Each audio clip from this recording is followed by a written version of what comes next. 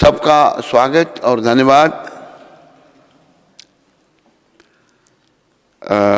और कल अमलिका एकादशी का व्रत है, सब याद रखिए। इससे पहले कि मैं प्रभुपाद शिक्षामृत पढ़ूं, प्रभुपाद कृपा से, उनकी प्रेरणा से मैं कुछ आपसे कहना चाहता हूं। मैं ये कहना चाहता हूं कि इस बात को आप ध्यान में रखो कि जीवन का उद्देश्य एक ही है, भगवान श्री कृष्ण की प्राप्ति करना। भगवान श्री कृष्ण की प्राप्ति करने के लिए बहुत सारी बातें हैं, पर जो प्रभुपाद की कृपा से, प्रेरणा से मुझे ध्यान में आई हैं, वो आपको मैं बता रहा हूं। और आप कृपया सब इन बातों को ध्यान में रखो। ऐसा वर्णन आता है, प्रभुपाद जी ने भी बताया है कि भगवान जो है वो परम शुद्ध हैं।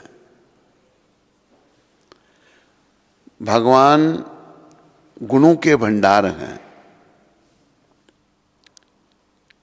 और भौतिक कलमश तो प्रश्न ही नहीं है।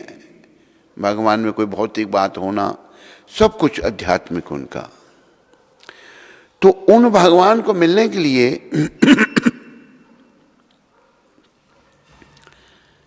प्रभुपाद जी ने एक बात कही है कि शुद्धि न सत्ता, अपनी सत्ता को शुद्ध करना है, अपने आप को शुद्ध करना है। इसका ध्यान रखो आप। हम जब, एक बड़ी कृष्ण की कृपा थी कि ऐसे महात्मा, ऐसे संत का सानिध्य हमको मिला, उनका संग मिला, उनको बड़े नजदीक से देखा। ऐसे संत बहुत दुर्लभ है, बहुत दुर्लभ है। तो एक बार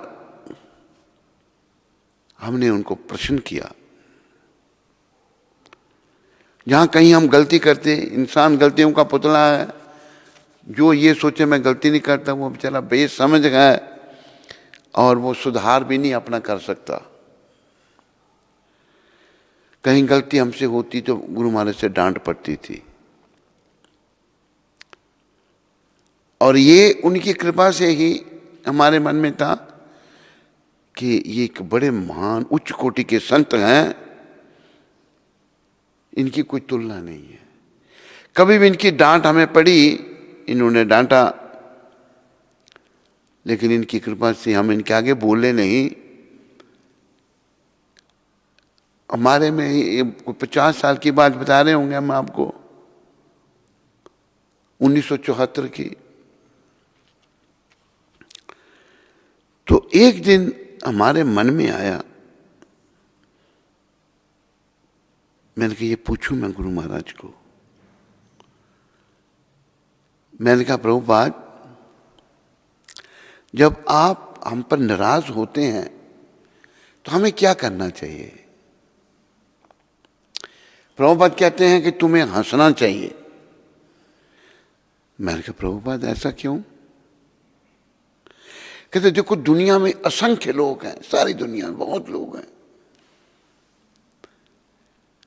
और प्राय लोग उल्टे सीधे कामों में लगे हैं।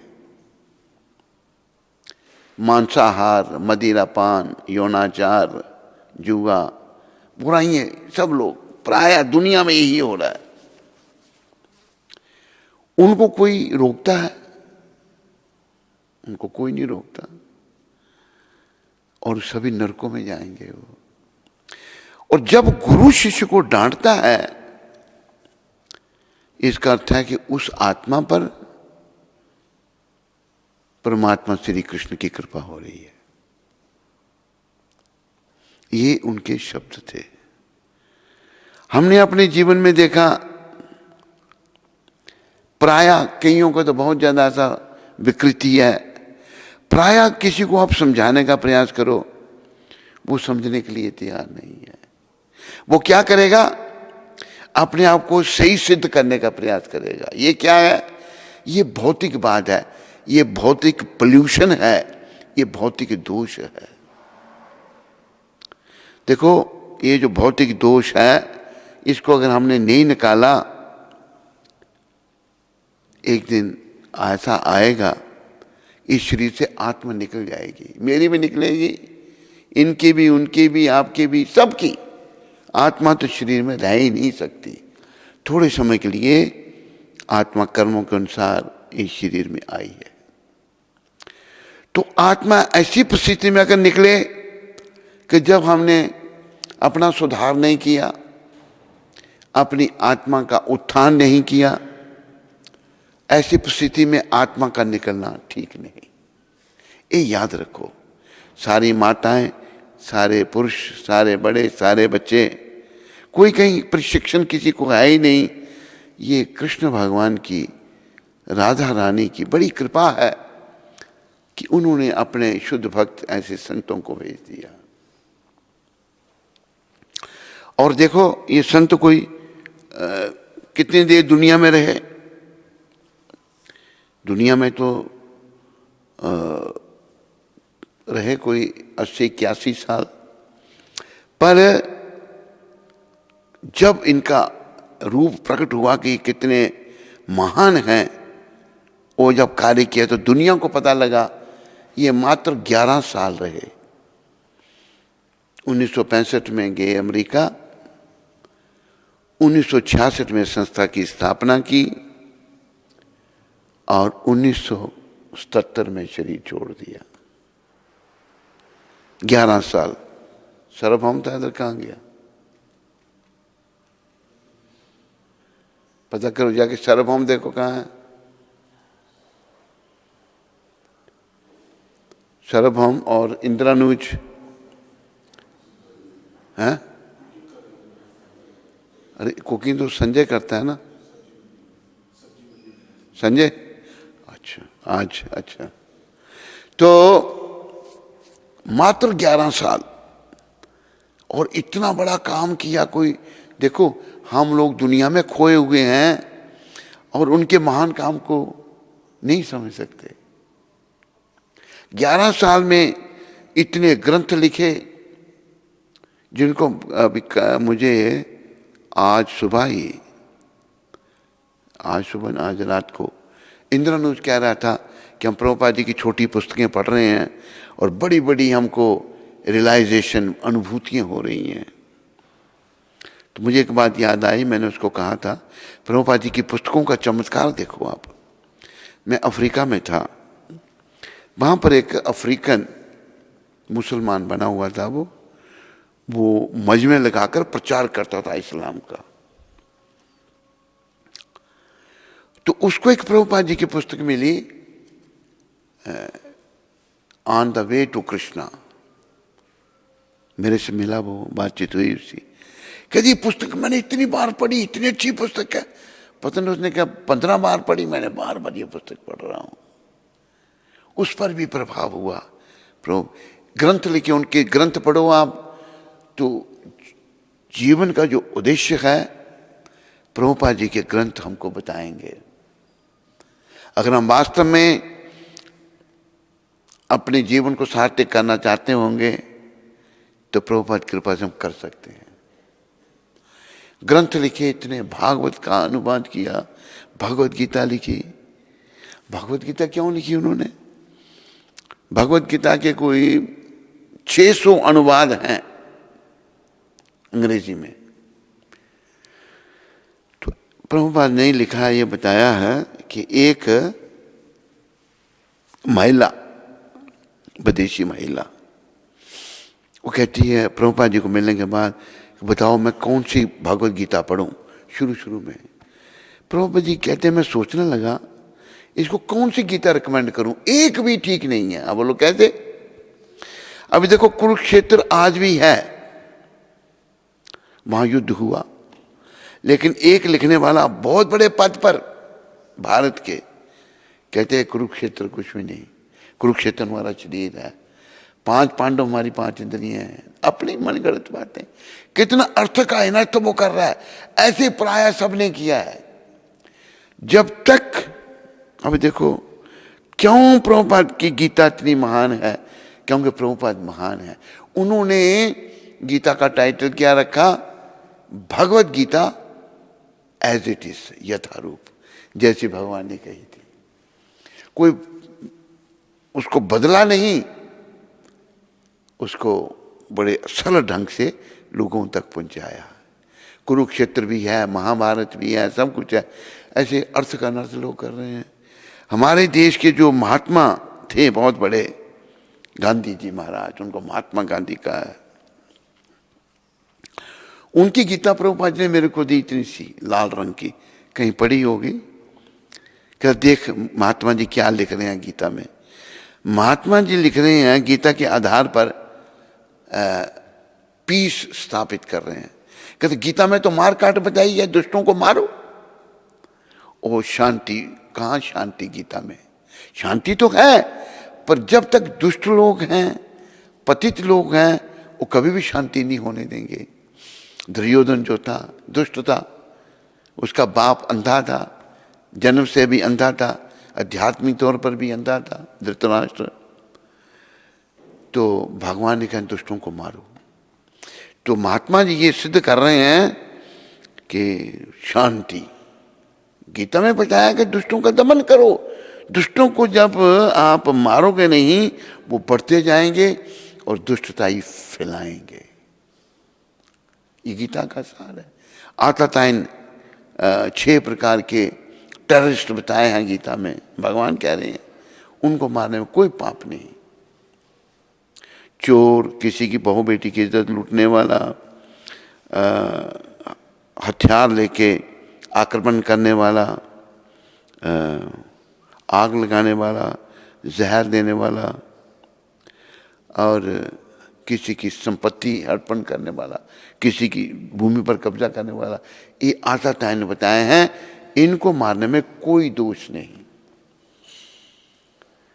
तो मैं सबने अपने अपने अर्थ लगाए हैं गीता के, पर लोगों पर कोई असर नहीं। प्रभुपाद जी ने, क्योंकि वो उच्च कोटि के संत हैं, भगवान के भेजे हुए हैं, उन्होंने यथा रूप गीता लोगों के आगे रखी। लोगों में परिवर्तन होना शुरू हो गया, लोग भक्त बनना शुरू हो गए। देखो समय बड़ा कम। तो मेरी एक बार बात चल रही थी प्रभुपाद जी से, तो उन्होंने ये अपनी भावना व्यक्त की थी, मेरी तो इच्छा भी रहने की है, लेकिन हम लोगों ने, मैं क्या किसको कहूँ, हमसे जरूर ऐसे संतों के चरण में अपराध हुए होंगे सब ने। और जो विदेशी लोग थे उनको तो साधु संतों का पता ही नहीं है क्या क्या अपराध किए होंगे उन्होंने। प्रभुपाद ने सब सहन किए। और एक बात मैं ये कहना चाहता हूं कि एक भक्त हुई माता कर्माबाई, जगन्नाथ जी की बहुत बड़ी भक्त थी। तो जगन्नाथ उसके हाथ की बनी हुई खिचड़ी खाने रोज जाते थे। वो कथा मैं अभी नहीं सुनाऊंगा। हुआ क्या, समय और समुद्र की लहर किसी का इंतजार नहीं करते, कर्माबाई ने शरीर छोड़ दिया। भगवान को मंदिर में भी जगन्नाथ जी को भोग लगता है, मनों के हिसाब से चावलों का भोग लगता है, बहुत कुछ, 56 भोग, बहुत कुछ सोने के बर्तन में भगवान को अर्पण किया जाता है। आज भी सोने की थाली में भगवान को भोग लगता है। और दुनिया में भगवान जगन्नाथ जी का प्रसाद खाती हैं। इसके पीछे बड़ी कथा है। तो जगन्नाथ भगवान जो हैं, जब कर्माबाई ने शरीर छोड़ दिया तो भोगनी आरोग रहे, पता लग जाता कि भगवान ने स्वीकार कर लिया। भगवान आंखों से भी खा लेते हैं और वैसा ही छोड़ भी देते हैं, वो पूर्ण है। तो भोगनी आरोग रहे, राजा को सूचित किया गया कि भगवान भोगनी स्वीकार नहीं कर रहे। तो राजा आया, राजा भी बड़ा पहुंचा हुआ था, बड़े बड़े भक्त राजे हो गए जगन्नाथ जी के। कहा प्रभु आप भोग क्यों नहीं रोक रहे? जगन्नाथ जी को पूछा। तो जगन्नाथ जी रो रहे हैं, जगन्नाथ जी की आंखों से आंसू बह रहे हैं, सिसकियां भर के भगवान रो रहे हैं। तो राजा कहते प्रभु हमसे कोई अपराध हुआ, क्षमा करना हमको। क्या बात है, पूछा राजा ने। राजा बड़े भक्त थे। तब जगन्नाथ कहते हैं मेरी माता चली गई। कौन आपकी माता? कर्मा बाई। अरे मुझे खिचड़ी कौन खिलाएगा? ये मैं छोटी सी कथा इसलिए आपको सुना रहा हूं। तब राजा ने कहा प्रभु आपको अगर उनकी खिचड़ी इतनी अच्छी लगती थी, आपने क्यों उनको धाम में भेज दिया, यहां रखते? जगन्नाथ जी ने क्या कहा? जगन्नाथ कौन है? जय गौर से ही कृष्ण से ही जगन्नाथ। जो गौर हैं वही कृष्ण है, वही जगन्नाथ है। तो जगन्नाथ कहते हैं मैं अपने भक्तों को यहां ज्यादा नहीं रखना चाहता। क्यों प्रभु? यहां बहुत कष्ट है। यही शब्द तो प्रभुपाद को भी ज्यादा नहीं रखा भगवान ने। जब दुनिया को पता लगा उनका, मात्र 11 साल अपने धाम में बुला लिया उनको। और यहां पर देखो, जो हम लोग दुष्ट प्रकृति के हैं, हमारे में दुष्टता ही है, तो हम महान आत्मा को कैसे पहचानेंगे? हम तो उनकी बात ही नहीं सुनेंगे, उनका तिरस्कार करेंगे। ऐसे प्रभुपाद जी के बड़े बड़े तिरस्कार हैं। लेकिन महापुरुष जो हैं वो सब सहन करते हैं, उनमें बड़ी सहनशीलता होती है। तो प्रभुपाद जी बड़े थोड़े समय में ही इतना बड़ा भगीरथी कार्य करके धाम को चले गए। तो मैं प्रभुपाद जी के शब्द, मुझे भी थोड़ा संग मिला उनका। उनका यही था कि सब लोग भगवान के पास जाएं, पर फिर भी हम इतने भाग्यहीन हैं, हम इस मामले में गंभीर नहीं बनते, या मेरी श्रद्धा नहीं बनती भगवान के चरणों में, या मैं इस मार्ग को जरूरी नहीं समझता। हम संसार में खोए रहते हैं और अपना समय नाश कर देते हैं। तो प्रभुपाद जी कहते थे कि हमने अपनी सत्ता को शुद्ध करना है। परम शुद्ध भगवान को मिलने के लिए हमें शुद्ध होना है। और एक बात याद रखो, अगर हमारा प्रयास ठीक होगा ना, चाहे हम शुद्ध नहीं भी हुए, फिर भी भगवान कृपा कर सकते हैं। कैसे? उदाहरण दिया है प्रभुपाद जी ने। पूतना राक्षसी का कई बार वर्णन आया।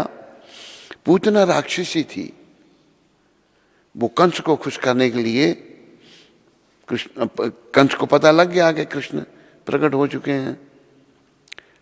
वो आई, उन्होंने बोला मैं महाराज कंस, मैं मार दूंगी कृष्ण को। बहुत शक्तिशाली राक्षसी थी। और ये राक्षस भी भेद बदल लेते हैं। राक्षसी ने बड़ा सुंदर रूप बना लिया अपना। उनमें भी कला है ये। सुंदर रूप बना करके यशोदा और रोहिणी के पास आ गई। तब बाल रूप में भगवान उनके पास थे। आ गई तो ऐसे लगता था, वर्णन आता कि जैसे कोई वैकुंठ से लक्ष्मी पृथ्वी पर आ गई है, इतनी सुंदर। उसने क्या किया था? पूतना ने अपने स्तनों पर जहर लगाया था। हलाल कूट कहा है उसको, कि बच्चा स्तन पीने लग पड़ता है। तो आई उनको, यशोदा जी को बोलती मैं तुम्हारे लाला को ले लूं। तो उन्होंने बोला कोई बड़ी महान, और वो बेचारे वो भक्त हैं। यशोदा मैया तो पल्ले दर्जे की भक्त है भगवान की, और भगवान को बहुत प्रिय है वो। और ऐसे ही रोहिणी माता भी ऐसे ही हैं, जो बलराम जी की माता थी। तो हाँ ले लो, लेके एक तरफ ले गई और स्तन पान कराने लगी अपना। भगवान ने स्तन पान किया और प्राण भी पी लिए उसके। जब प्राण भगवान उसके पीने लगे, उसका असली रूप प्रकट हो गया। असली रूप उसका वर्णन आता है, 8 माइल लंबा राक्षसी, बहुत बड़ी राक्षसी। धर्म का बाहर ले गई तो गिरी और कई वृक्ष तोड़ दिए उसने।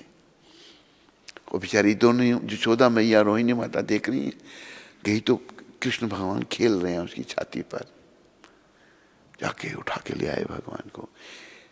मैं आपको बता रहा हूं कि भगवान कैसे हैं, कृष्ण कैसे हैं। जो मारने आई थी उनको, पता सुधा मैया ने अपना, कृष्ण भगवान ने पूतना को कितना दंड दिया? कई बार ये बात बताते हैं, धाम दे दिया अपना, गौलोक धाम में भेज दिया। ये है हमारे भगवान। तो अगर हम थोड़ी भक्ति भी करने का प्रयास करेंगे तो जरूर कृपा करेंगे, पर हम करते नहीं हैं। अपने जो विगत हमारे कर्म हैं उनके प्रभाव में रहकर हमारी बुद्धि मलिन रहती है और हम बातों को समझना नहीं चाहते। तो मेरी आप सबसे यही निवेदन है, समझने का प्रयास करो, क्योंकि ये बात भी मैंने कई बार कही है, बड़ी परीक्षा संसार से जाने की है। उस समय कोई किसी की मदद नहीं कर सकता, ना कर सकता है ना करता है। उस समय अगर हम जीवन काल में भागवत भक्त बनने का प्रयास करेंगे, अगर सफल नहीं भी हुए तो फिर भी कोई चिंता नहीं, भगवान देखेंगे इसने बड़ा प्रयास किया। भगवान जो है देखो, जैसे जटायु जी ने सीता माता को बचाने का प्रयास किया, राम जी को हम ढूंढते ढूंढते सीता जी को वहां आ गए। तब राम जी ने कहा आपको मैं स्वस्थ कर देता हूं। कहते नहीं, मैं आपके दर्शन कर रहा हूं, आपका नाम ले रहा हूं, ऐसी मृत्यु किसको मिलेगी? तो भगवान रोए, बोले आपने क्यों इतना उसे भयंकर बचाने का प्रयास किया, सफलता नहीं हुई। रावण पर अटैक किया जटायु ने, सफलता नहीं हुई, लेकिन भगवान ने वो सेवा उनकी स्वीकार कर ली। सफलता विफलता भगवान के हाथ में है। और भगवान ने भी कहा है, कर्मण्येवाधिकारस्ते मां फलेषु कदाचन। तुम्हारा अधिकार कर्म करने तक है, फल की इच्छा करने तक नहीं। फल तुम मेरे पर छोड़ दो। तो भगवान बहुत दया में हैं, ऐसे संत समझा रहे हैं प्रभुपाद जी जैसे। प्रयास करो।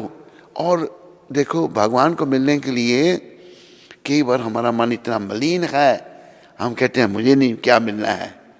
अरे भैया, नहीं तुम अगर मिलना चाहते तो यमदूतों को मिलना पड़ेगा, और यमदूतों यमदंड तो इतना दुखदाई है जो तुम सोच नहीं सकते, सोच भी नहीं सकते, हमारी सोच से भी बाहर है। जैसे भजन बड़ा सुंदर है, अब ना संभले तो रोना पड़ेगा, नरक में गर्क होना पड़ेगा, तेरा ऐसा बुरा हाल होगा जो बताने के काबिल नहीं है। सर्वभौम जी कहाँ चले गए थे आप? बाथरूम करके नहीं आते सुबह? मंगल आरती में आते हो बाथरूम करके आया करो। बीच में उठ के जाना अच्छा नहीं लगता।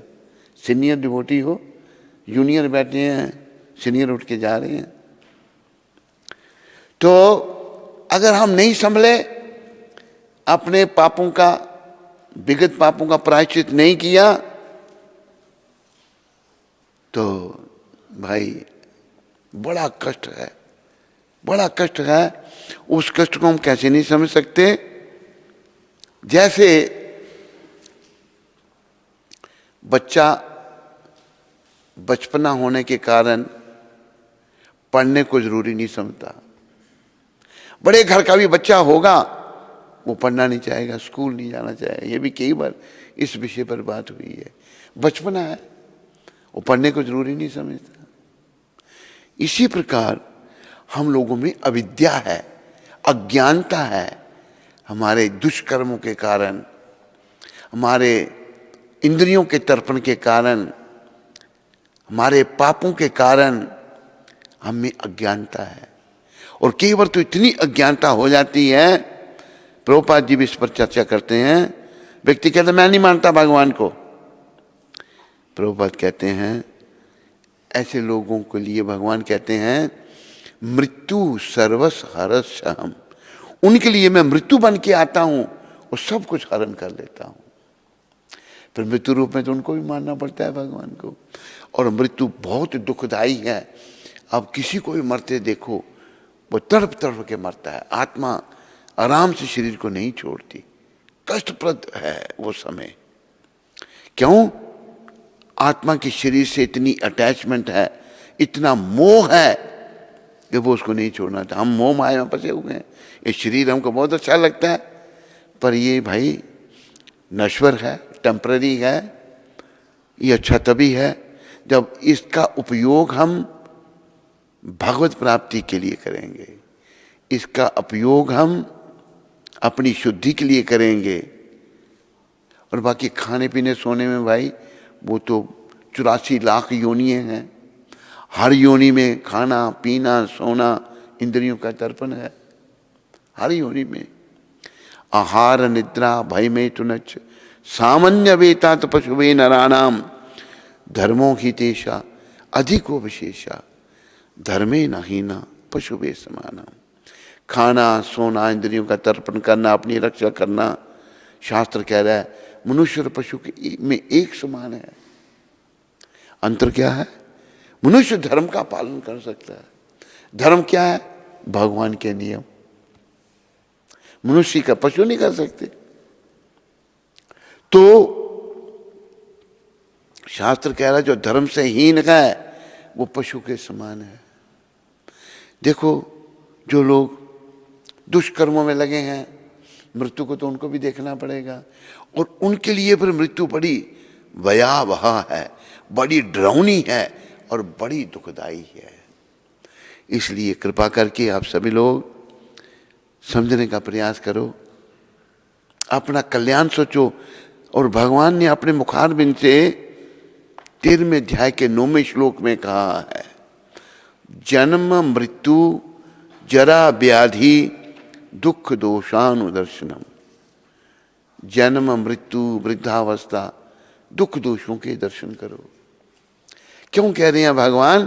भाई ये आएंगे, आज तुम संसार में खोए रहे, कल फिर तुम इसको मृत्यु को फेस नहीं कर सकोगे, इतनी दुखदाई है। ये बहुत ही कठिन समय है जाने का, बहुत दुखदाई समय है। तो कृपा करके आप समझो। और हमें बड़ा दुख होता है, लेकिन कुछ हाथ में कोई परवाह नहीं करती। हम जब उनको समझाने का प्रयास करते हैं तो कई बातें आगे से सुनाएंगे वो हमको। ये नहीं कि हम भाई क्या कह रहे हैं, अपने शत्रु खुद ही बने हुए हैं। जो उनका मित्र है उसको नहीं समझ पा रहे। हम ही अपने शत्रु हैं जब हम अपने मन के अधीन हैं। और मन के अधीन हुए कर्मों के कारण, दुष्कर्मों के कारण मन के अधीन हो गए। तो निकलने का प्रयास करो। और कोशिश, कहा उर्दू में, कोशिश कामयाबी की पहली सीढ़ी है। प्रयास जो सफलता का जो पौड़ी सीढ़ियाँ हैं वो पहली सीढ़ी है। प्रयास तो करो, प्रयास करो। और भगवान को अच्छा क्या लगता है कि जो दूसरों को भी प्रयास करवाता है, वो भगवान को अच्छा लगता है। देखो आने वाला समय बड़ा भयंकर है, क्योंकि लोग भगवान से दूर जा रहे हैं, पाप कर्मों में लग रहे हैं।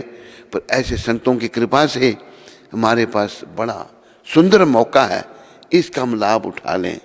अपने मन के स्तर से ऊपर उठो। ये मलिन मन हमारा जो हमको भटका रहा है, इसको समझो। अगर आपके मन में कोई प्रश्न हो, किसी के मन में, निसंकोच मुझे आप पूछ सकते हैं।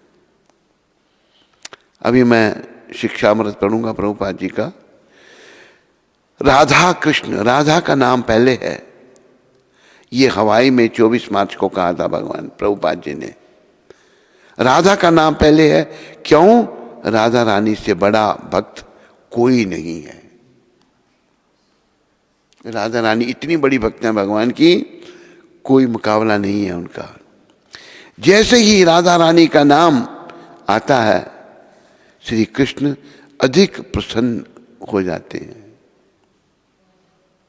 राधा रानी का नाम आने से कृष्ण प्रसन्न हो जाते हैं। तो यह तरीका है। यदि हम भगवान के सन्मुख भक्तों के चरित्र का गुणगान करेंगे तो वे अपना गुणगान सुनने की अपेक्षा अधिक प्रसन्न होंगे। भक्तों का गुणगान भगवान को बड़ा अच्छा लगता है। भगवान ने कहा है अहम भक्ता पराधीना, मैं अपने भक्तों के अधीन हूं। इसलिए भाई प्रभुपाद जी ने बड़ा सुंदर मौका सबको दिया है, सारे संसार को दिया है, हम उधमपुर निवासियों को भी दिया है कि भगवान को प्रसन्न करने का। तो आप सब प्रयास करो, भक्ति पथ में आगे बढ़ो, भगवान को अपने जीवन का केंद्र बनाओ। और जैसे मैंने आपको पूतना का उदाहरण दिया, भगवान तो बहुत दया में है। पूतना जैसी राक्षसी, ये नहीं कि दुष्ट मुझे मारने आई थी, आदेश दे दिया यमदूतों को, ले जाओ उसको, मार मार कर दुर्गति कर दो इसकी। नहीं, एक मुझे भागवत की बात याद आ रही है, भगवान की दया की। भगवान की लीला चल रही है भागवत में। सुखदेव महाराज भगवान के बारे में बता रहे हैं। तो परीक्षित महाराज क्या कहते हैं? परीक्षित महाराज एक प्रश्न पूछते हैं। ऐसे परीक्षित महाराज बहुत बड़े महात्मा थे, बहुत बड़े भक्त थे। सुखदेव महाराज भी बहुत बड़े भक्त थे, दोनों महान हैं। तो परीक्षित महाराज पूछते हैं सुखदेव जी को कि हे आचार्य देव, हे शुकाचार्य, भगवान भेदभाव क्यों करते हैं? हमारे मन में ऐसे प्रश्न आ सकते हैं, भगवान भेदभाव क्यों करते हैं? तो सुखदेव महाराज कहते हैं कैसे? भगवान राक्षसों को तो मार देते हैं और अपने भक्तों की रक्षा करते हैं। तब सुखदेव महाराज ने क्या कहा, राजन, भगवान भेदभाव नहीं करते। जिन राक्षसों को वो मारते हैं ना, उनको भी धाम में भेज देते हैं। कहाँ भेदभाव हुआ बताओ? भेदभाव हुआ कहीं? बोलो, मुंह से बोलो। वो भेदभाव नहीं करते। तो परीक्षित महाराज ने बड़ी कृपा करके प्रश्न पूछा। सुखदेव महाराज ने बड़ा सुंदर उत्तर दिया। जितने राक्षस भगवान के हाथ से मरे ना, सभी वैकुंठ को गए, धाम को गए। और भगवान के धाम में, वैकुंठ लोक में, राक्षस भक्त सब भगवान की सेवा मिलकर कर रहे हैं। राक्षस भी वहां पहुंच गए हैं, तो वो कोई ये थोड़ा राक्षसी काम कर रहे हैं, सभी भक्त बन गए हैं। तो भगवान जो हैं वो तो बहुत दया में है, बहुत। इस बात को समझो, ऐसे संत समझा रहे हैं। और यहाँ पर राधा जी का वर्णन आ रहा है। राधा रानी जो हैं ये भगवान की ही शक्ति हैं, आराधनी शक्ति। आराधनी शक्ति, जब भगवान आनंद लेना चाहते हैं तो राधा जी के रूप में अपना विस्तार करते हैं। और राधा जी का बस, और ये याद रखो, हम भी भगवान के विस्तार हैं। जितनी जीवात्माएं यहाँ बैठी हैं या दुनिया में, हम सभी भगवान के हैं, लेकिन हम भटके हुए जीव हैं। हम भगवान से अलग हो गए हैं। और अभी हमारा एक ही काम है कि पुनः हम भगवान को मिलें, और कोई हमारा काम नहीं यहाँ पर। बाकी काम याद रखो 2 नंबर के हैं। संसार के कामों को आप इतनी इम्पोर्टेंस देते हो, उनको इतना जरूरी समझते हो, करो, अंत में भाई कुछ नहीं मिलेगा तुमको। तुम्हारा काम हे प्राणी केवल भगवत प्राप्ति करना है, भगवत प्राप्ति पथ पर आगे बढ़ना है। यानी कि भक्ति करनी है भगवान की, भगवान के चरणों में अपने मन को लगाना है। ये तुम्हारा काम है, और कोई काम तेरा नहीं है। ये जो भजन है, इसकी एक लाइन मैंने बोली थी, बड़ा सुंदर भजन है। आप लोग भी बोलो पीछे। जन्म हीरा तुझे जो मिला है, जन्म ये गंवाने के काबिल नहीं है, ये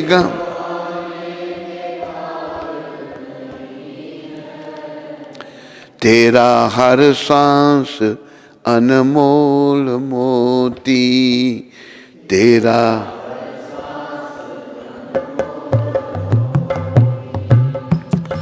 जो लुटाने के काबिल नहीं है, यो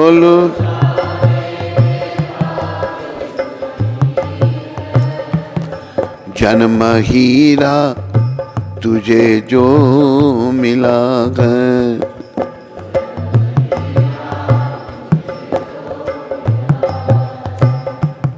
पहली तो बात लेखक समझा रहे हैं, प्राणी ये जन्म तेरा हीरा बड़ी कीमती चीज है, ये हीरे जैसा है, और ये तू हीरे को गंवा देगा तो कितना नुकसान हो जाएगा।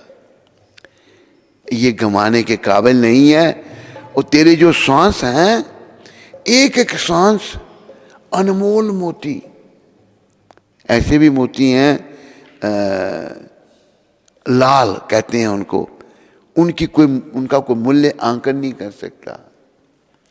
तेरा जो हर सांस है ये अनमोल मोती की तरह है, और तू मोतियों को ऐसे लुटा रहा है, यानी कि बेकार के कामों में अपना समय बिता रहा है। ऐसा नहीं, ऐसा मत कर तुम। फिर शिक्षा दे रहे हैं, देखो ईश्वर की अद्भुत है माया, देखो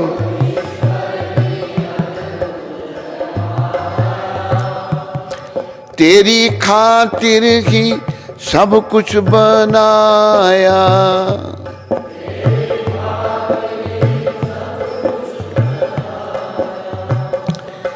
ऐसे ईश्वर को तूने भुलाया, ऐसे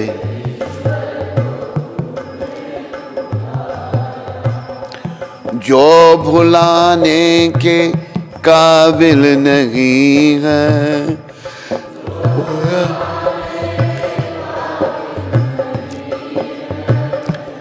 जन्म हीरा तुझे जो मिला है।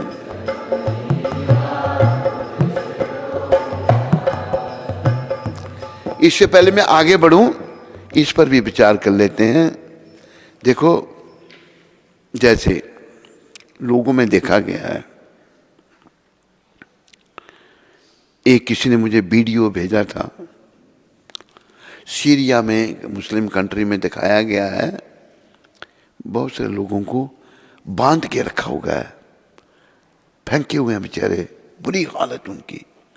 पर एक आदमी आता है, मैं तो उस वीडियो को पूरा देख भी नहीं सका, वो जो बांध के रखे हैं उनके पाँव में जंजीर बांध के पीछे कोई कहता है, उसको उल्टा लटका देता है, लटका के फिर गला काटता है उसको ऐसे करके, फिर खून निकल रहा है, वो तड़प रहा है आदमी।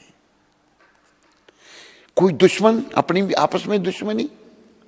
एक वीडियो किसी ने भेजा मेरे को, लोग बैठे हुए हैं, 10-15 लोग लाइन में बैठे हैं, एक एक करके आ रहा है, उनके गले काटे जा रहे हैं, बेचारे आ रहे हैं, उड़ के लेट जाते हैं, गला काट देता है और फिर डेड बॉडी को नीचे फेंक देता है। दुश्मनी, कोई दुश्मनी आपस में काट रहे हैं एक दूसरे को, कितना पाप हो रहा है। तो लेकिन ईश्वर, हम सब भगवान के चरणों में अपराधी हैं, जैसा शास्त्र बता रहा है, हमने उनके चरणों में अपराध किया है, संत बता रहे हैं, इसलिए उनसे अलग हो गए। लेकिन वो इतने दयालु हैं, यहां हम आए हैं, यहां सब कुछ देखो ईश्वर की अद्भुत है माया, और तेरी खातर ये सब कुछ बनाया, इतना कुछ भगवान ने हमारे लिए बनाया है, और हम उनको भूल गए हैं। ऐसे ईश्वर को तूने भुलाया जो भुलाने के काबिल नहीं है। भगवान, हम अपराधी हैं तो हमें यहाँ पर दंड, जैसे जेल में आदमी को डाला जाता है, तो जेल में अपराधी को कितना दंड दिया जाता है, खाने के लिए भी उसको ठीक नहीं मिलता। एक बार इधर हम अमृतसर में थे, एक जेल विजिट की हमने, तो एक आदमी कातल था, कोई सरदारी था वो, तो जेल में पड़ा है वो, देखा तो हमें देखा उसका मल मूत्र अंदर ही था, बदबू आ रही है, वो कैसे वहां रह रहा है बेचारा, वहीं खाना वहीं सोना, कितना कष्ट उसको दिया जा रहा है। तो हम अपराधी हैं भगवान के चरणों में। भगवान ने हमारे लिए सब कुछ बना रखा है, यहाँ पर सब कुछ दे रहे हैं और हमने उनको भुला दिया है। ये हमारी बहुत बड़ी भूल है। प्रभुपाद जी की कृपा से इस भूल का हम सुधार करें और जो हमारे संपर्क में है उनका भी सुधार करें, उनको भी कहें भाई भगवान की शरण में आओ। कोई नहीं आता है ना, तो भगवान ने आपकी सेवा देख ली, आपने प्रयास किया, भगवान उसी में खुश हो जाएंगे। कोई आया तो अच्छी बात है, प्रसन्नता है, नहीं आया कोई बात नहीं, भगवान प्रसन्न हो जाएंगे। फिर आगे लेखक लिख रहे हैं, पशु जीते जी सेवा कमाते, पशु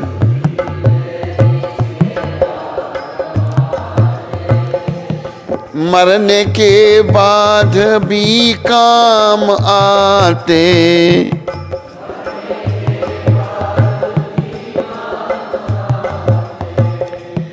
तेरा यह जिस्म मर कर किसी के, तेरा यह जिस्म काम आने के काबिल नहीं है, काम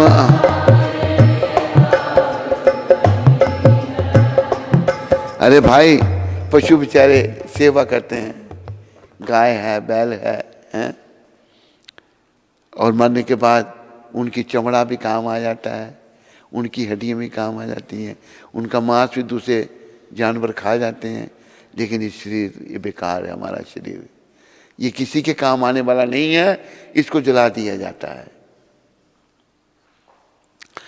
तो भाई तुम भजन करो भगवान का, भगवान को मत बुलाओ।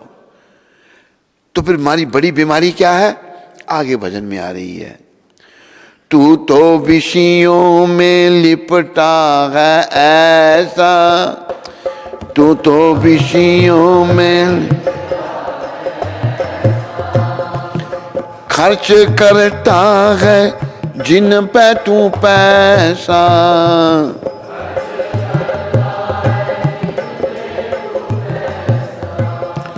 मिला बिन मोल अनमोल सत्संग, मिला बिन मोल जिसमें जाने के काबिल नहीं है, जिसमें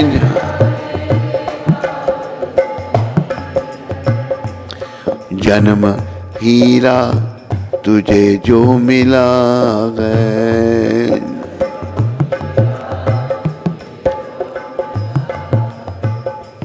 हमारी बड़ी बीमारी क्या है, विषय विकार, पुरुष का स्त्री आकर्षण, स्त्री का पुरुष आकर्षण। ये विषय विकार पता क्या चीज है, ये कृष्ण प्रेम का विकृत रूप है। जब भगवान के पास थे तो भगवान से प्रेम करते थे, अपराध किए, पतन हो गया, तो वो कृष्ण प्रेम ने विषयों का, काम का रूप ले लिया और हम बस उसी काम में सुख ढूंढ रहे हैं, जबकि उसमें सुख नहीं है, उसमें तो दुख ही दुख है। जैसे कई देखेंगे ना आपस में, ये भी कई बार चर्चा आती है, शादी आपस में करते हैं, एक दूसरे को पसंद कर लिया, लव मैरिज जिसको कहते हैं। और लव मैरिज कभी सक्सेसफुल नहीं, कोई करोड़ों में एक हुई होगी, हो सकती है, और विदेशों में सब लव मैरिजें हैं और कोई पारिवारिक जीवन वहाँ है ही नहीं। भारत में भी ये चीज़ आ गई, जो ज़्यादा पढ़ लिख लेंगे उन्होंने लव मैरिज कर ली और सारी उम्र लड़ते ही देखे, उन्हें फिर आपस में लड़ रहे हैं, हर समय लड़ रहे हैं, पढ़े लिखे हैं, बड़े बड़े पदों पर हैं, लड़ाई ऐसे कर रहे हैं, मैं क्या बताएं, शर्म आती है बताते हुए। क्योंकि केंद्र है विषय विकार, केंद्र है इंद्रियों का दर्पण, केंद्र होना चाहिए भगवान, केंद्र होने चाहिए कृष्ण। जब हम कृष्ण के लिए कार्य करेंगे तभी सुखी हो पाएंगे। या विषय विकारों में लगे रहेंगे तो दुखी ही रहेंगे, याद रखो इस बात को। तो कह रहे हैं कि भाई तुम विषय विकारों में पड़ा है, खर्च करता है जिन पर तू पैसा अपना पैसा खर्च कर रहा है, और मिला तुमको बिन मोल अनमोल सत्संग। सत्संग में कोई खर्चा थोड़ा होता है, पैसे दे के थोड़ा आना होता है, उसमें तू जाने के लायक ही नहीं है प्राणी, तू ऐसा भटक गया है।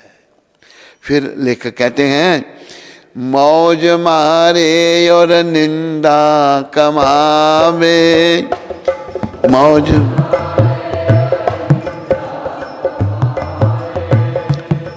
पाप करते नहीं शर्म आवे, पाप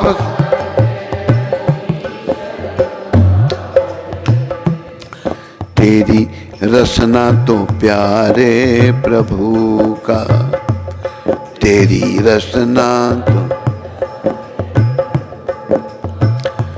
गीत गाने के काबिल नहीं है, गीत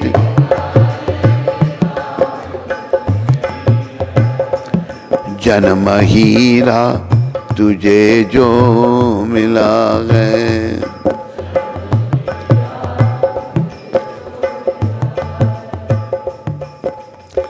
ये भी बड़े विचारने की बात है। तू मौज मस्ती में पड़ा हुआ है और निंदा कर रहा है दूसरों की। निंदा क्या किसे कहते हैं? एक शरीफ आदमी है, उसको बदमाश कहना ये निंदा है। तो प्रभुपाद कहते थे हमें किसी की निंदा चुगली नहीं करनी। एक शब्द है, मेरे पीछे बोलो, बेअंत बेअंत बेअंत कहो, बेअंत। भगवान बेअंत हैं, उनको बेअंत कहो। निंदा और चर्चा किसी की न करो, निंदा और अरे भगवान बेअंत हैं तो निंदा चर्चा किसी की करते हो, कल पता नहीं क्या तेरी गति हो जाएगी। जब आदमी मौज मारे विषय विकार में पड़ा है, निंदा करता है और पाप कर्म करता है और शर्म नहीं आती उसको पाप कर्म करने में, फिर लिखने वाले लिख रहे हैं, तेरी रसना तो प्यारे प्रभु का, गीत गाने के काबिल नहीं है। तू ऐसा है दुष्ट, तेरी रचना भगवान के नाम का गुणगान करने के लिए नहीं है, तू इतना दूषित है। अभी आखिर में शब्द कहे हैं, अब ना संभले तो रोना पड़ेगा, अब ना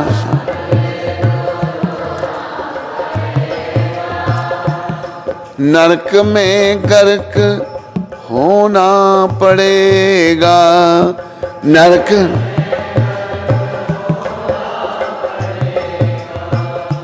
ये प्राणी अगर अब तू नहीं संभला तुमको रोना पड़ेगा फिर, और नरक में गर्क होना पड़ेगा।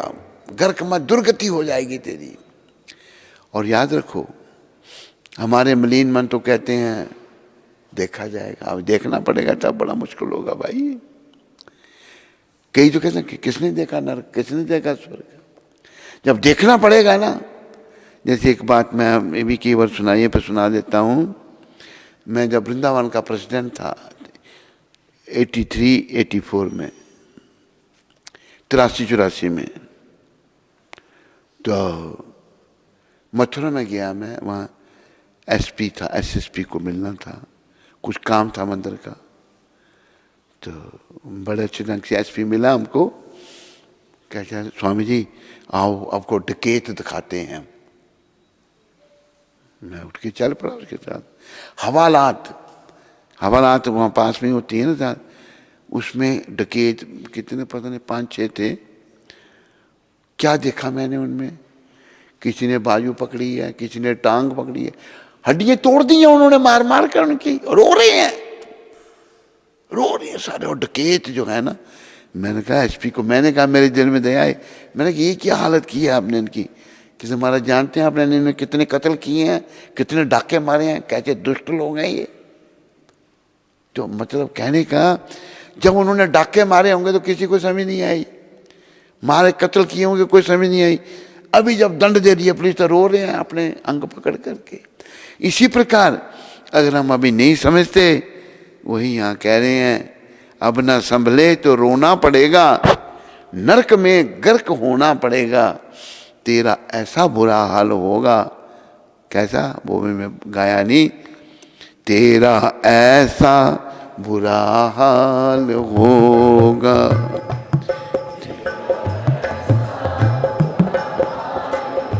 कैसा, जो बताने के काबिल नहीं है, जो बता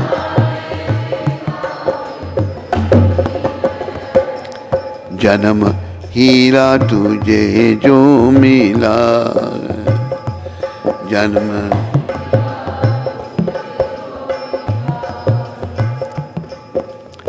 भाई कैसा हाल होगा, बताने के काबिल क्यों नहीं है। गरुड़ पुराण आपने सुना होगा। गरुड़ पुराण जो है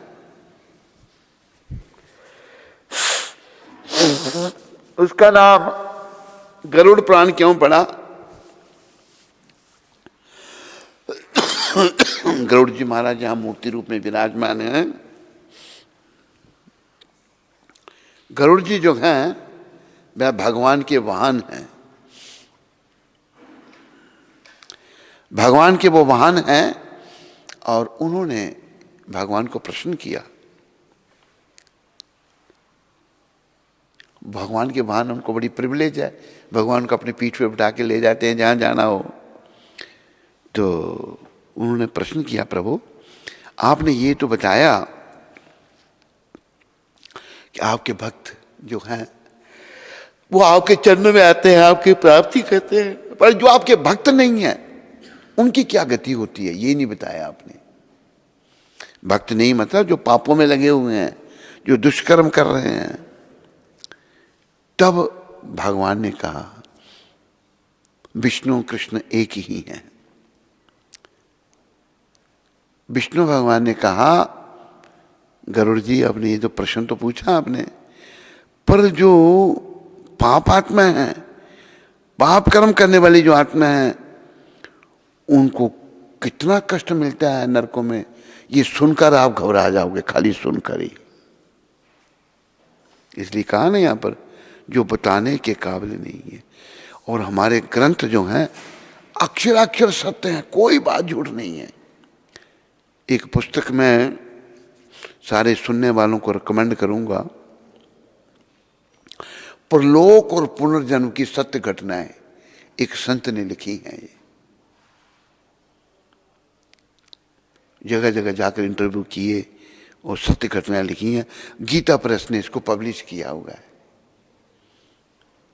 तो हम लोग जो खो जाते हैं अविद्या में, पापों में, जैसे बच्चा बचपने में खो जाता है, उसको खेल ही अच्छी लगती है, पढ़ाई अच्छी नहीं लगती, ऐसे हम खोए हुओं को भक्ति अच्छी नहीं लगती, बेकार की बातें अच्छी लगती हैं, निंदा चुगली अच्छी लगती है, फॉल्ट फाइंडिंग अच्छी लगती है, लड़ना झगड़ना अच्छा लगता है। वो अच्छा थोड़ा है, वो तो बेकार है, वो तो सब माइंड को डिस्टर्ब करने वाला है। तो कह रहे हैं भाई अगर तुम अब नहीं संभले तो तुम्हें रोना पड़ेगा। मैंने आपको जो उदाहरण दिया डाकुओं का, उन्होंने बड़े पाप कर रखे हैं। अभी जब उन्होंने कभी सोचा भी नहीं होगा कि हम पकड़े जाएंगे, क्योंकि जब हम कोई दुष्कर्म करते हैं, गलत काम करते हैं, तो बुद्धि काम नहीं करती हमारी। दुष्कर्म करने से हम भूल जाते हैं, मन मलिन हो जाता है और ये भूल जाते। अभी देखो प्राय लोग जो हैं पापों में लगे हुए, क्या लोगों को मरना नहीं है, पर कोई मरने का सोचता है? कोई नहीं सोचता मरने का।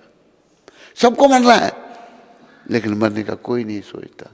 युधिष्ठिर महाराज ने भी यही कहा है कि हर कोई किसी न किसी को मरते देखता है, लेकिन वो अपने बारे में क्या सोचता है कि मैं नहीं मरूंगा। तो बड़ी हालत खराब है। प्रयास करो जिनको, और इस प्रयास में कोई हानि नहीं है। अगर पूरी सफलता नहीं मिली तो अगला जन्म फिर मनुष्य का मिलेगा और वहाँ से शुरू करोगे जहाँ आपने छोड़ा था, तो आप आगे बढ़ोगे भक्ति में। पर हमने इसी जन्म में भगवत प्राप्ति करनी है, ये प्रभुपाद जी का संदेश है। प्रभुपाद जी नहीं कहते कि तुम एक और जन्म लो, प्रभुपाद कहते नहीं, इसी जन्म में तुम धाम में जाओ, इसी जन्म में भगवत प्राप्ति करो, ये प्रभुपाद जी ने कहा हुआ है। तो आप सब लोग कृपा करके समझो और अपनी भक्ति वृद्धि करो। संसार में खोए हुए समय, अभी देखो कई बार एक व्यक्ति हैं जम्मू में, तो उनको मैंने बोला, मैंने कहा भाई माला कितनी जपते हो? उम्र उनकी 80 साल होगी कोई। कहते मैं 2-3 जपता हूं। तो उनकी पत्नी कहती है कि महाराज सारे दिन अखबार पढ़ते रहते हैं। अखबार पढ़ेंगे, क्या मिलेगा अखबार से? भगवान मिलेंगे? नरक मिलेगा? बेकार की खबरें, दिमाग खराब होगा। कहते ना जप नहीं करते, 80 साल उम्र है लेकिन अखबार पढ़ते रहते हैं। हमें जो गंदी आदतें पड़ जाती हैं ना,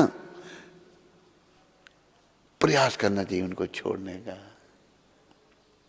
अखबार पढ़ेंगे, बेकार की खबरें, इधर ये हो गया उधर वो हो गया, भगवान थोड़ा मिलेंगे। वो बातें दिमाग में घूमती रहेंगी। इसलिए समय का नाश मत करो। समय जो है ये बड़ा कीमती है। समय कीमती की बात मैं थोड़ी सुना दूंगा आपको। तेरा हर सांस अनमोल मोती, जो लुटाने के काबिल नहीं है। एक बार एक किसान की फसल पक गई थी। फसल जब पक जाती है तो पशु पक्षियों से फसल को बचाना होता है, पक्षी आके खा जाते हैं। तो वो किसान पहरा देता था दिन भर पक्षियों को उड़ाने का। एक जगह पहरा देना था पक्षी उड़ाने। पक्षी कैसे उड़ाता था? गुलेल में पत्थर रखा, छोड़ा, पत्थर बड़ी दूर तक जाता है, गुलेल से गया हुआ, फड़ फड़ फड़ तक पक्षी उड़ जाते थे।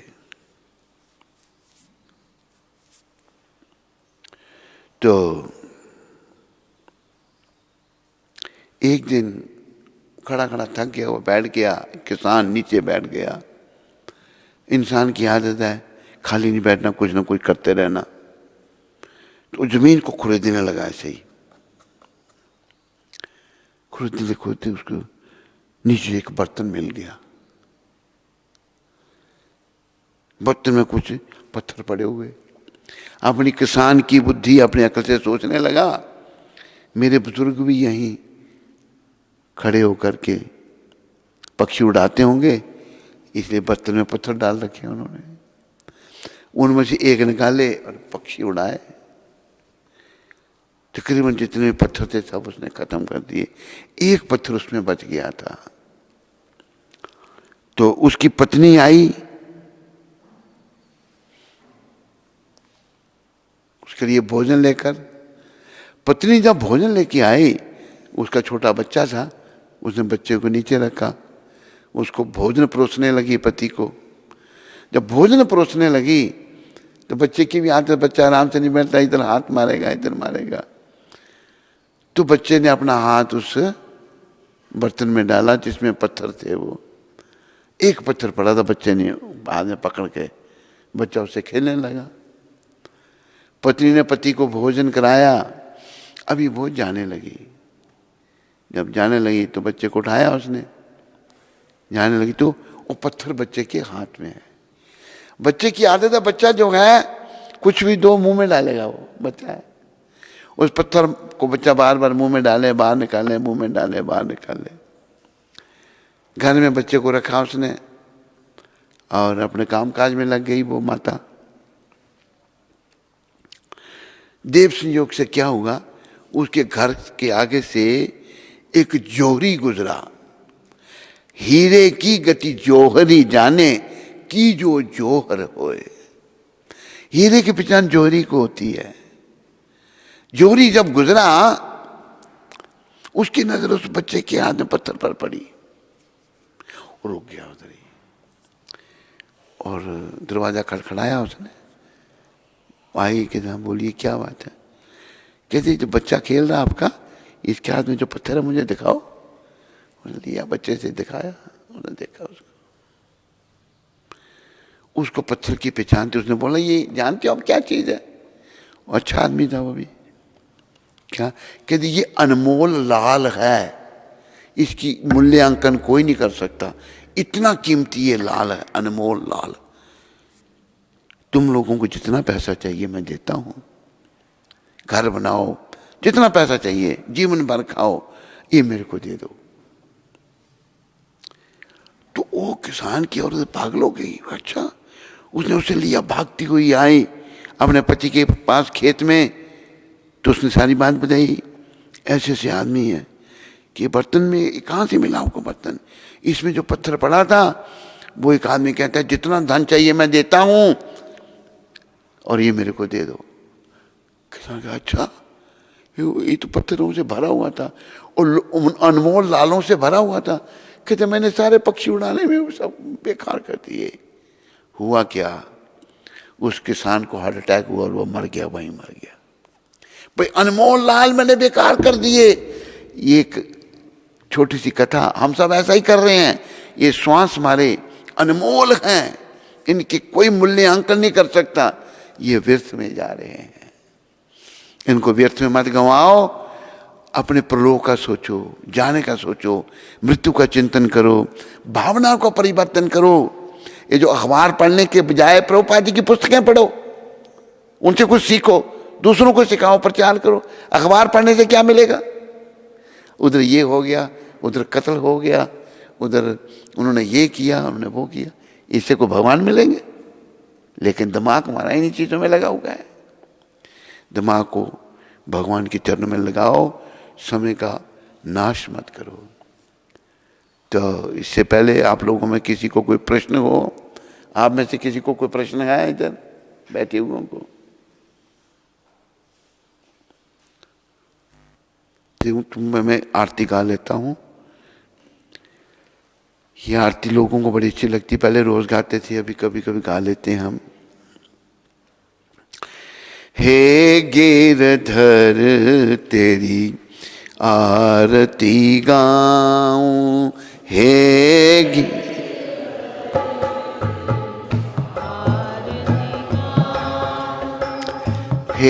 गिरधर तेरी आरती गाऊं,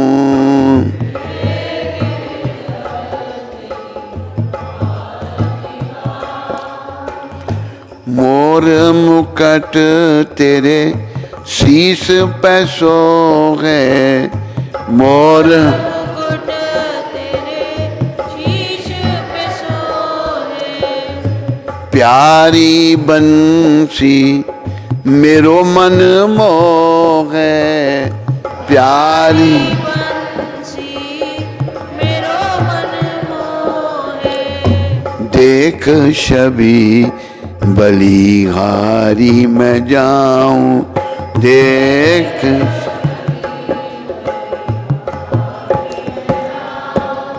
हे गिरधर तेरी आरती गाऊं, हे गिरधर तेरी आरती गाऊं, चरणों से निकली है गंगा प्यारी, चरणों से निकली है गंगा प्यारी, जिसने तारी दुनिया सारी, जिसने तारी दुनिया सारी, उन चरणों में शीश झुकाऊं, उन चरणों में शीश झुकाऊं, हे गिरधर तेरी आरती गाऊं, हे गिरधर तेरी आरती गाऊं, संग सोहे वृष बानु दुलारी,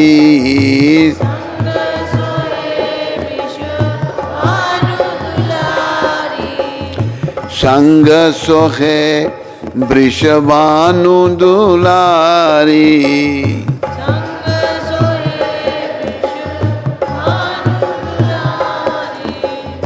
ललिता विशाखा सखियां प्यारी,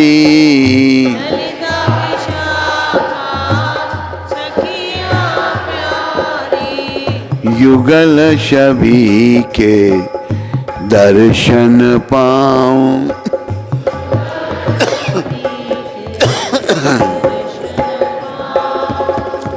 हे गिरधर तेरी आरती गाऊं,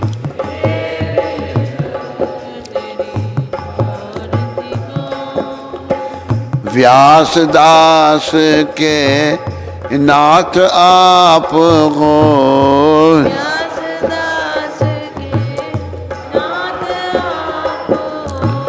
सुख दुख प्यारे साथ आप हो,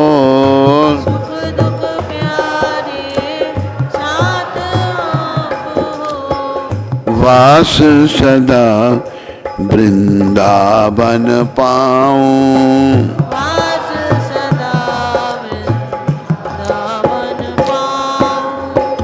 हे गिरधर तेरी आरती गाऊं,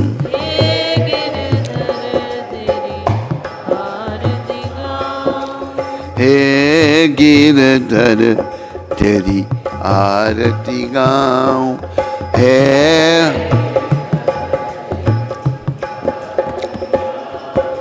बोलो राधा गिरिधर भगवान की, बोलो गिरिधारी भगवान की। हरे कृष्ण। हरे कृष्णा। तो महाराज जी ने बुक रेकमेंड की है परलोक एवं पुनर्जन्म की सत्य घटनाएं।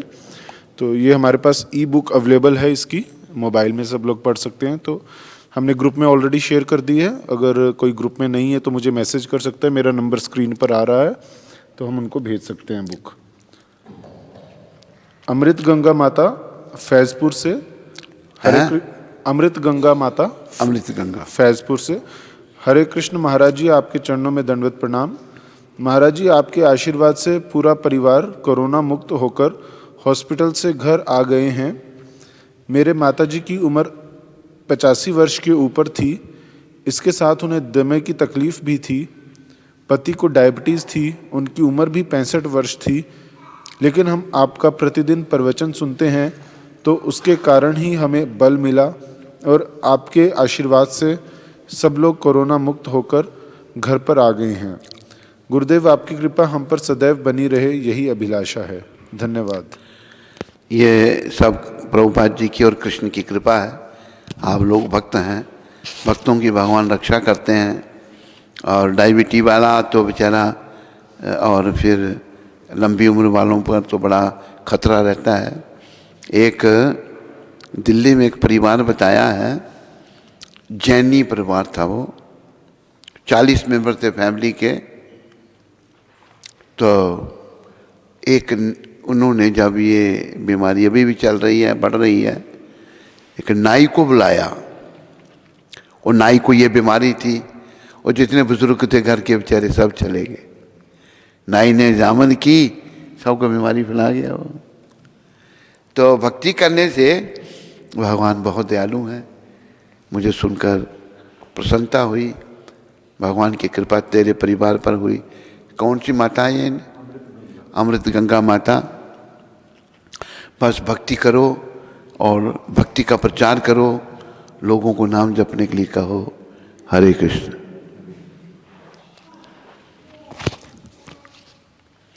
स्कंद पुराण में तुलसी देवी की प्रशंसा इस प्रकार की गई है। मैं तुलसी देवी को नमस्कार करना चाहता हूँ, क्योंकि ये पाप कर्मों के समूह को तुरंत नष्ट कर देती हैं। इनके स्पर्श अथवा दर्शन मात्र से मनुष्य सारे क्लेशों तथा रोगों से विमुक्त हो सकता है। इनको नमस्कार करने तथा इन पर जल डालने मात्र से मनुष्य यमराज के दरबार में भेजे जाने के भय से मुक्त हो जाता है। जो व्यक्ति कहीं भी तुलसी देवी को उगाता है वह निश्चय ही भगवान श्री कृष्ण का भक्त बनता है। जब तुलसी दल भक्ति पूर्वक भगवान श्री कृष्ण के चरण कमलों पर अर्पित किए जाते हैं तो भगवत प्रेम का पूर्ण विकास होता है। तुलसी देवी हर प्रकार से कल्याण में हैं। इनके स्पर्श, दर्शन, स्मरण, बंधन, प्रणाम, श्रवण या इनके लगाने मात्र से सदैव कल्याण होता है। जो कोई उपयुक्त विधियों से तुलसी देवी के संसर्ग में आता है वह सदैव वैकुंठ लोक में निवास करता है। तुलसी महारानी की जय। वृंदाए तुलसी देवाय प्रियाय केशवासे च विष्णु भक्ति प्रदे देवी सत्यवते नमो नमः।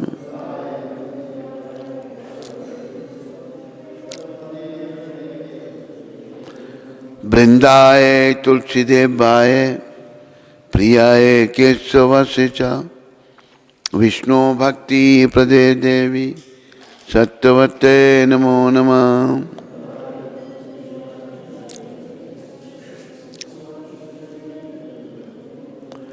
वृंदाय तुलसी देवाय प्रियाय केशवासे च विष्णु भक्ति पदे देवी सत्यवते नमो नमः।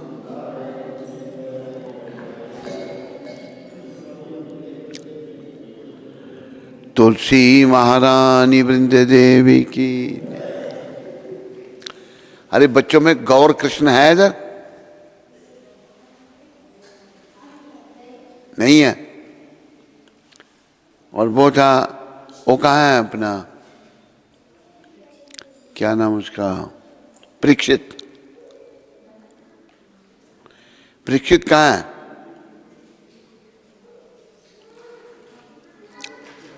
हैं? अच्छा, परीक्षित। और वो चैतन्य दास आया था परीक्षित के परदादा की, उसमें किया। अच्छा अच्छा अच्छा, इसलिए नहीं आ रहा।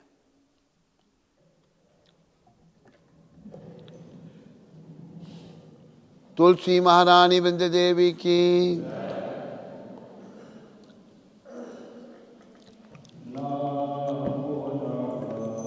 तुलसी कृष्ण प्रेयसी नमो नमः।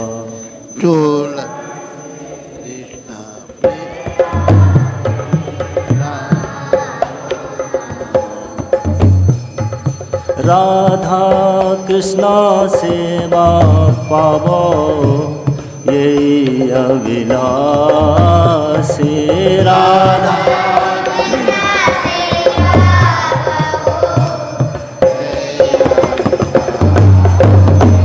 नमो नमः। तुलसी कृष्ण प्रेयसी नमो नमः।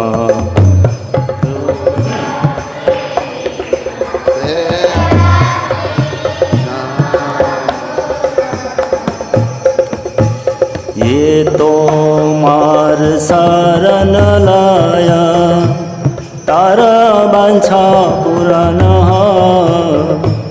ये तो मार शरण लाया तारा बांछा पुराण। कृपा करि कर तारे वृंदावन वासी।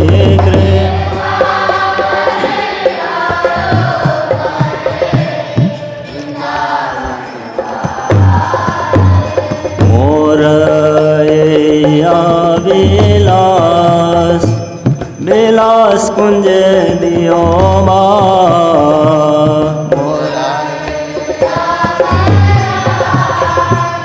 विलास कुंज दियो नयन हेरिबो सदा युगल रूप रासेना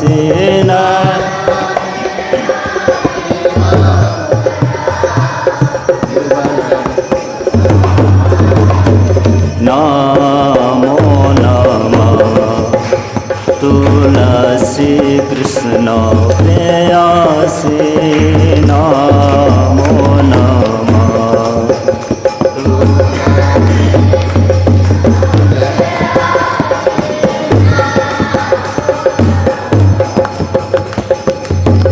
निवेदन धर सखीर अनुगत कर सेवाधिकार दिए कर निज दासी नमो नमः तुलसी कृष्ण प्रेयसी नमो नमः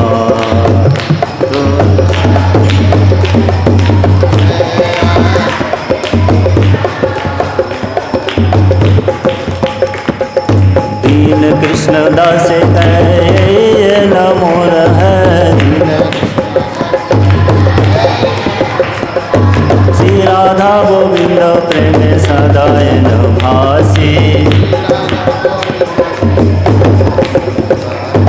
श्री राधा गोविंद प्रेम सदायन भासी श्री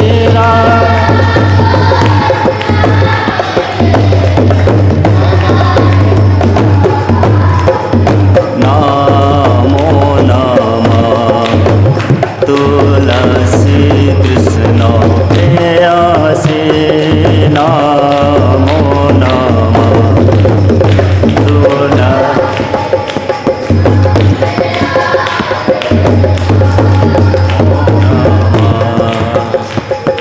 यानि कानि च पापानि ब्रह्मत्यादि कानि च तानि तानि प्रणश्यन्ति प्रदक्षिण पदे पदे यानि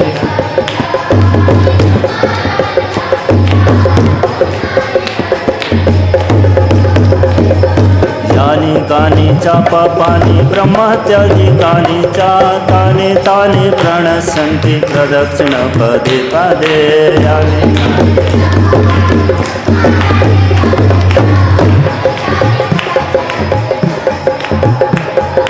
यानि कानि च पापानि ब्रह्मत्यादि कानि च तानि तानि प्रणश्यन्ति प्रदक्षिण पदे पदे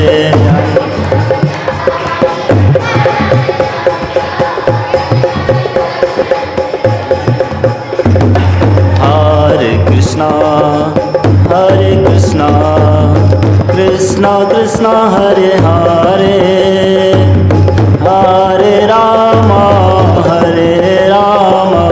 राम राम हरे हरे हरे कृष्ण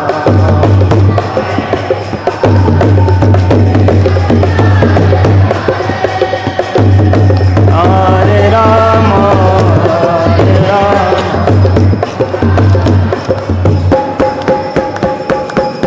हरे कृष्ण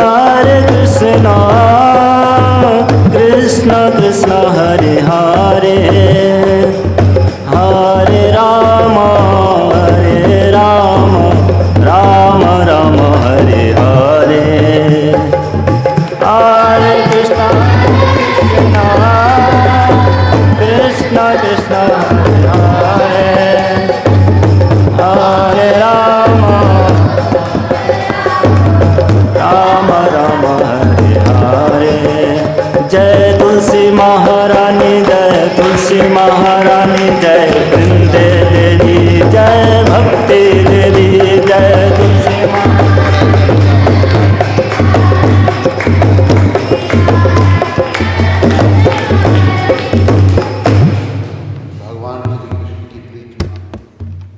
मेरी तुलसी महारानी को मैं बार बार प्रणाम करता हूँ। मेरी यही इच्छा है कि तुलसी महारानी की कृपा से मुझे वृंदावन में श्री श्री राधा और कृष्ण की प्रेम में सेवा प्राप्त हो। जो व्यक्ति आपकी शरण में आता है उसकी सब इच्छाएं पूर्ण होती हैं। कृपया मेरी भी इच्छा पूर्ण कीजिए और मुझे वृंदावन में रहने का अवसर प्रदान कीजिए। मेरी यही इच्छा है कि मैं वृंदावन के कुंजों में निवास करूं ताकि श्री श्री राधा और कृष्ण की प्रेम लीलाओं के दर्शन प्राप्त कर सकूं। तुलसी महारानी,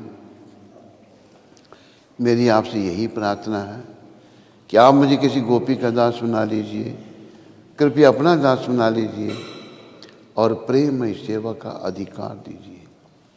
दीन कृष्णदास ये प्रार्थना करता है कि मेरा हृदय सदा श्री श्री राधा गोविंद के प्रेम रस में डूबा रहे। तुलसी महारानी की, वृंदाय तुलसीदेवाय प्रियाय केशवसित विष्णु भक्ति पदे देवी सत्यवते नमो नमः।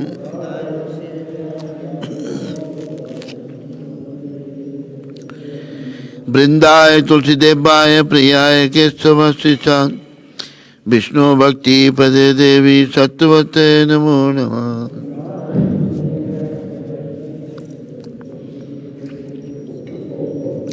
वृंदाय तुलसीदेवाय प्रियाय केशवसित विष्णु भक्ति पदे देवी सत्यवते नमो नमः।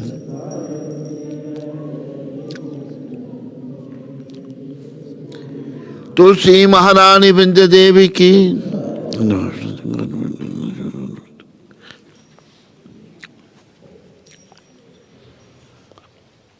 बहु जन्म करे यदि श्रवण कीर्तन तबो तन पाए कृष्ण पदे प्रेमधन।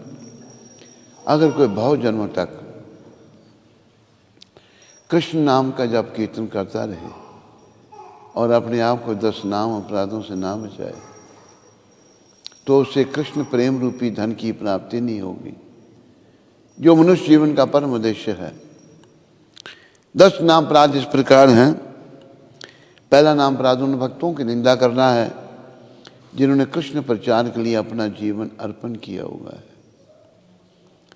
दूसरा नाम अपराध शिव ब्रह्मादि देवताओं को भगवान कृष्ण के नाम के बराबर अथवा स्वतंत्र समझना है।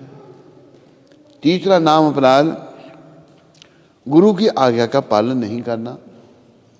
चौथा नाम अपराध श्रुति शास्त्रों की निंदा करना। 5वां नाम अपराध हरि नाम को काल्पनिक समझना। 6ठा नाम अपराध हरि नाम पर अर्थवाद का रोपण करना। 7वां नाम अपराध नाम के बल पर पाप करना। 8वां नाम अपराध वेद शास्त्रों में बताए हुए कर्मकांड के बराबर हरि नाम को समझना। 9वां नाम अपराध अश्रद्धालु व्यक्तियों को नाम की महिमा बताना। 10वां नाम अपराध कृष्ण नाम जप में पूर्ण विश्वास न होना और इस विषय पर बहुत सारा ज्ञान प्राप्त होने पर भी कि ये संसार नश्वर है, फिर भी संसार से मोह बनाए रखना।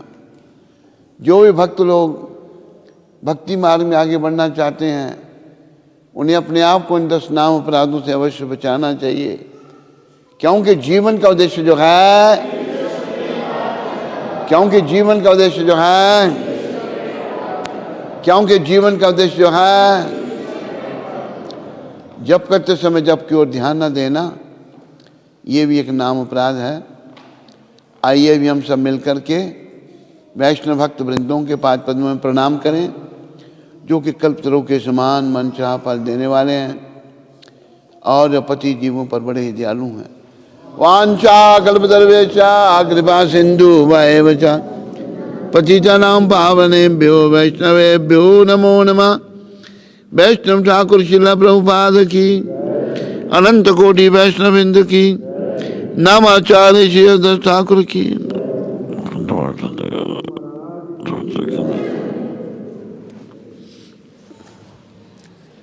हरे कृष्ण।